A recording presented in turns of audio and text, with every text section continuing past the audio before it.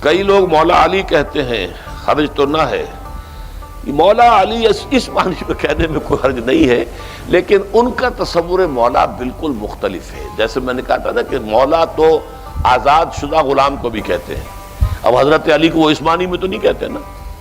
مولا حضرت علی کے نام کے ساتھ اگر وہ لاتے ہیں تو وہ تو کسی اور انداز میں، من کنت مولا فعلی مولا ہو، یہ بھی حضور نے فرمایا، اس لیے مولا کہنا اس میں کوئی حرج نہیں ہے۔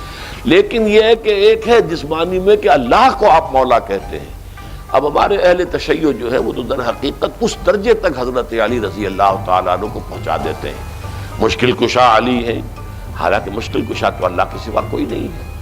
حضرت علی رضی اللہ تعالیٰ عنہ تو خود مستقل طور پر مشکلات کے اندر پھنسے رہے اور ان کا جو ہے وہ مسئلہ وہ حل ہی نہیں کر سکے، یعنی جو بھی جھگڑے چلتے رہے، جنگیں چلتی رہیں، وہ غالب علی کل غالب، ہر غالب پر غالب آنے والا اسد اللہ الغالب، تو حضرت امیر معاویہ کو تو وہ شکست نہیں دے سکے۔